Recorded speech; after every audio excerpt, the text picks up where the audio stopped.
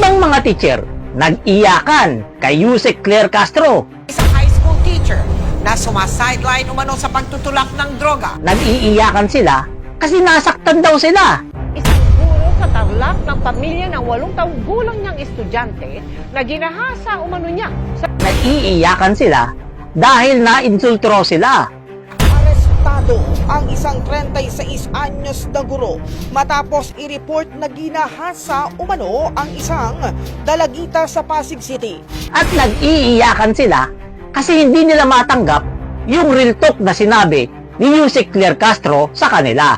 Dito na po natin nakita mismo ang ibang mga guro ay lumalabag sa ganitong klase ng moralidad.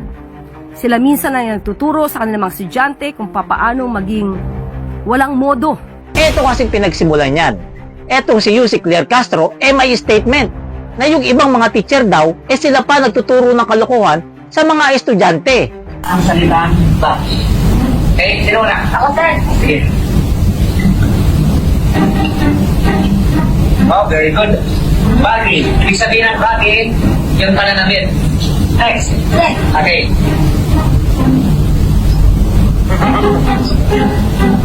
Okay, very good. Bal. Ibig sabihin ng bal, yung kanyang buhok ay nalalagas na. Last. Okay.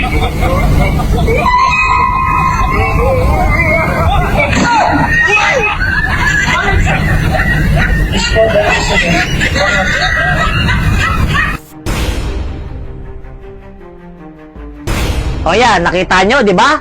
Tuwang-tuwa pa yung damuho na teacher, ha? Tuwang-tuwa pa yung teacher na halatang halata naman na walang pinag-aralan sa utak. Kasi kung teacher ka, hindi mo ipapagawa yan sa estudyante mo at masayang-masaya ka pa sa salita na bangag. Magandang umaga po sa inyong lahat, sa aking mga followers, sa aking mga viewers sa iba't ibang panig ng mundo. Ako po ay magbibigay ng aking public apology sa ating mahal na Pangulo Bongbong Marcos. Yan ang pinapatukuyan malamang ni Yusek Claire Castro. At sinabi niya dyan, yung ibang teacher nagtuturo ng kalokohan sa mga estudyante. Yung iba, hindi lahat. Pero itong mga nagre-react ng mga teacher na to, halatang mabababa ang utak. Mabababa ang utak kasi hindi naintindihan yung statement ni Claire Castro. Hindi yung masisi. Hindi naman lahat ng teacher matalino. Marami dyan, bobo. Bobo, hindi ginagamit ang pinag-aralan. Ang problema kasi sa mga teacher na to, akala mo kung sino. Akala mo ang lilinis. Madudumi din naman. Ang iingay nila ngayon kay Yusek Claire Castro. Pero tahimik sila dito sa teacher na nang-rape ng estudyante niya. Ibong balita mga kabrigada, arestado ang isang 36 anyos na guro matapos i-report na ginahasa umano ang isang dalagita sa Pasig City. At tahimik din sila dito sa isang teacher na nagtutulak ng droga.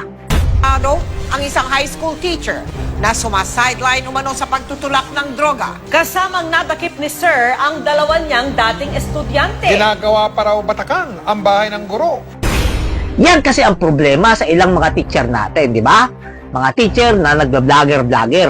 For the views, sasawsaw sa mga maiinit na sitwasyon sa politika. At kapag nabati ko sila, syempre, magpapaawa, magpapabiktim. Kasi nga, teacher sila.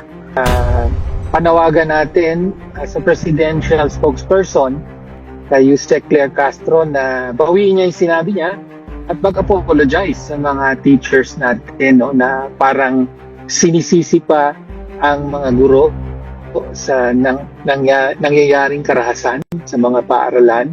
Pero aminin natin ang katotohanan. Marami rin sa teacher, hindi lahat ha, marami rin sa teacher, mga bobo, hindi ginagamit ang pinag-aralan. Simpleng statement lang, hindi naiintindihan. Simpleng comprehension, hindi nagawa-gawa ng mga teacher na yan. Kaya ang tawag natin sa kanila, mga pulpol na teacher. O, hindi lahat ha, pero may mga teacher na mga pulpol. At kung nag-react ka, ikaw yun.